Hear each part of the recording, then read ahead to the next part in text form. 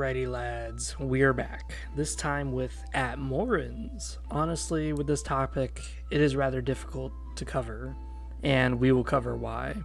So first up, let me describe what the topics of this video will be, and the order I shall discuss them. First, what are the Atmorans? We're going to discuss what makes them unique and different to other races along with their origin. Second, we're going to talk about their culture and their technology of these people, how their daily lives were in comparison to other races that were very much similar to their own. Thirdly, this will just be the end of the video, but basically things that I like about this topic, along with my issues with it and lore conflicts that exist in it. So, let's get started. What are the Atmorans? Well, they're the humans of the North. But how they came to be, you might ask? Well, according to some scholars and mages, the god Kinnereth, the goddess of the skies and nature, decided to create a land by blowing the cold away, literally creating the Atmorans from her breath. The land she desired was one full of life, with grasslands, forests, a little bit of tundra. From here, the Atmorans grew. By using the new land isolated from the world, they hunted, they gathered, built, and flourished. The land was not free of danger, mind you. Still, the land had giants the size of mountains, along with birds the size of 2 whole men.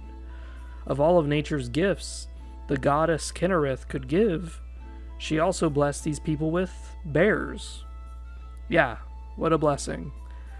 For you see, Kinnereth is all about nature. To create such large humans and not create large nature animals with them just wouldn't really sit right with the goddess. During this time, while the elves were discovering magic capable of changing the world, the Atmorans were discovering the strength of their bodies, the ability for a single man to break a giant's spine with his fist. The Atmorans were highly regarded in many of their notes for their strength and their size. Indeed, the statue of Ysgramor, if it's accurate, depicts and dictates that the Atmorans stood even taller than the Nords, making them almost 8 feet, 9 feet tall. The natural gifts they were blessed with, it stood that they had an obvious edge over the other elven races, as the elves, while powerful in their own ways of magic and intelligence, just could not stand against such a fast-growing, back-breaking force of enemies. Unlike many races we see today, the Imperials, the Bretons, the Nords, the Atmorans don't really have any recorded resistances. Indeed, something that I find unique is that we see how the Nords are resistant to frost, the Bretons are resistant to magic, the Imperials are good at charming people, but the Atmorans don't have anything, just sheer brutality and toughness. This would prove to be a huge downfall at the event called Frostfall would occur in history. The event is still unknown as to the cause, but as Ysgramor and many of the Atmorans invaded the world, pushing the elves out and establishing human kingdoms and the human species as a whole, the continent of Atmor started to refreeze, as if Kinnereth herself was pushing her children out of the nest, like a bear does to a cub on the verge of adulthood, kicking them out as they're ready to go out into the world. This would spell disaster for the Atmorans, who were more traditionalists, who loved their home, as the temperatures dropped and dropped until finally they all died out.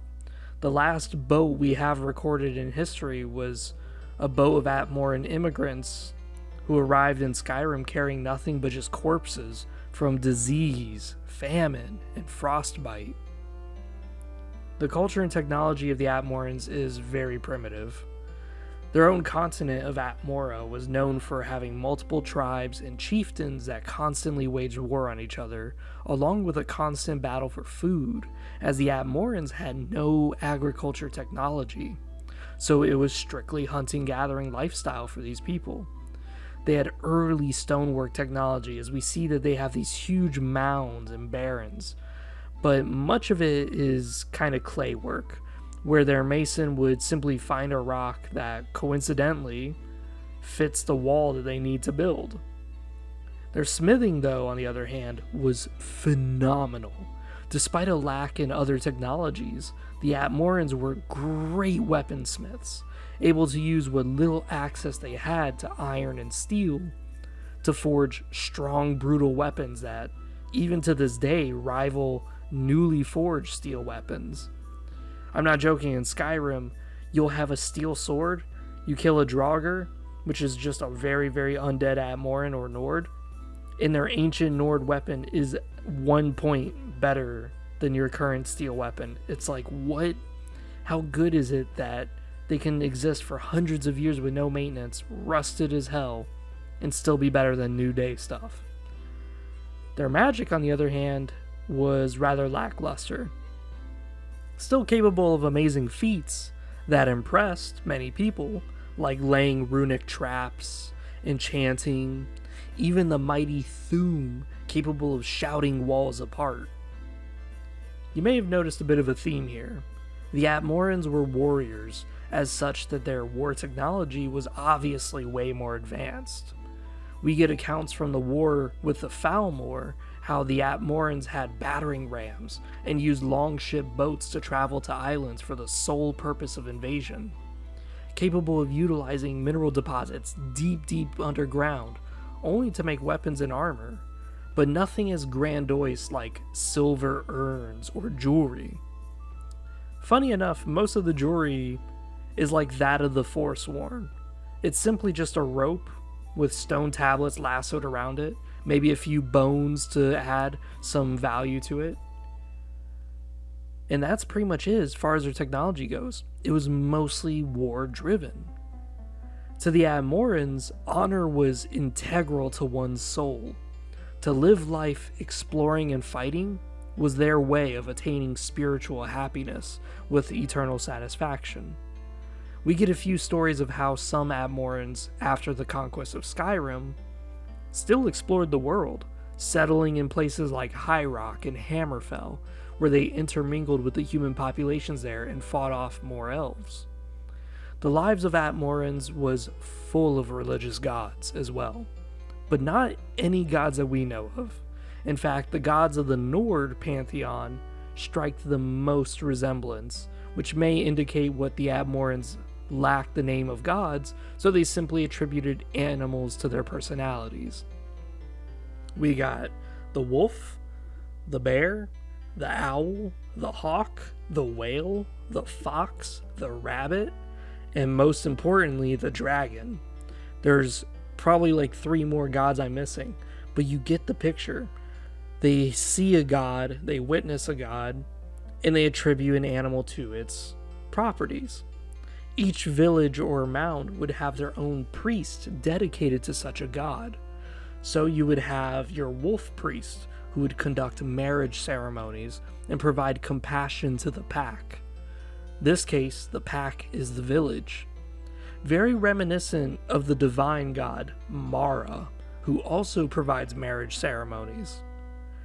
You would have the whale priest, who would preach the importance of commerce, along with the importance of capturing enemies rather than slaughtering them, as captured foes can be used for purchasing a truce or paying off debts. Very similar to the commerce god of Stendar with his merciful ways. In Atmora, each priest was equally valuable. Although, after the conquest of Skyrim, the Skyrim Atmorans started to place a larger importance on the dragon priests. Their society viewed that the dragon was not only worthy of higher worship, but to serve them in utter obedience. Such a schism saw that the Atmoran kings of Skyrim would co-rule their cities with the dragon priests, and even suffer to the cruelties of the local dragons like Alduin. Whereas the Atmorans of Atmora viewed the dragon priests as the same as any other priest. In fact, there are some records that the dragons of Atmora were very neutral in their conducts with the Atmorans, having no desire to rule or no influence on their lives whatsoever. They lived relatively peacefully in Atmora with a good deal of respect, Now, don't get this confused, because while the dragons were neutral to the Atmorans and Atmora, they were still regarded as great adversaries and a good one-way ticket to religious paradise if the Atmoran could slay the beast. So there would be occasionally an Atmoran who tries to prove himself by either die gloriously or to just simply fall prey to such a dragon. But all Atmorans acknowledged the dragon for its glory as well. They didn't view it with hate, even if it succeeded. And this is really the big obscurity, the big schism between the two. The Atmorans of Skyrim, who would later turn into the Nords, they viewed dragons as the greatest gods and put such a huge emphasis on them, which later led to their enslavement. The Atmorans of Atmora, they respected the dragons, but they treated them the exact same as they treated all the other gods. That's a very interesting schism, and why that happened, many historians don't really know. Maybe the Skyrim dragons were much more malicious. After all, Alduin lives there. Maybe the Atmoran dragons were the dragons who helped the humans rebel. Who knows? We don't really know. Maybe Parthenax lived in Atmora at one point. Just spitting ideas here. Overall, I enjoy the Atmoran's obscurity. Some modders have made an Atmora continent for people to explore in Skyrim, but I just enjoy imagining a once giant race of man who thrived in a temperate climate only to invade the world with unimaginable success at the decline of weather in their homeland.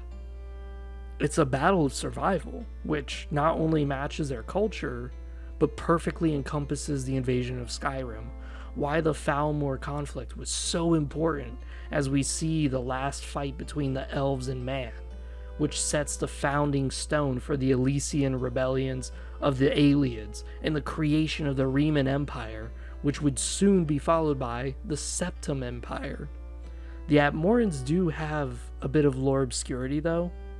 In some records they say Atmorans were the first humans to ever exist. But I mean many records say that the Nedic people were the first humans.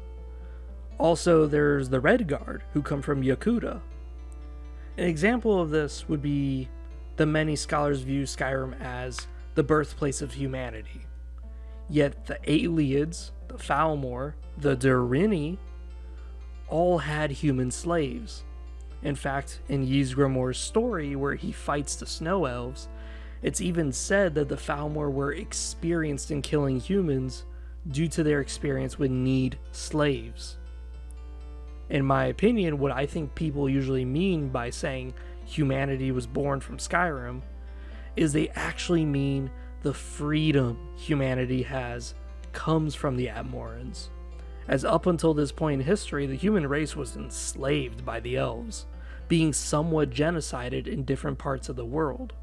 So when someone says Skyrim is the birthplace of humanity, they're stating that this is where the world changed, from the hands of Mer to the hands of men. Here is where humanity climbed from the shackles to crowns, the rise of subjugation to royalty, the rise from a chief to an emperor. Besides that, this has been Freezer 700. I am out. Please let me know what you think. Do you find the tale of Atmora inspiring? Or perhaps do you view the elves with a little bit more sympathy? Let me know down below. Honestly, I like a tale of conflict where it's a battle of survival for both sides, and neither side realizes it. Did the Atmorans know that they were killing the last of the Snow Elves? Probably not.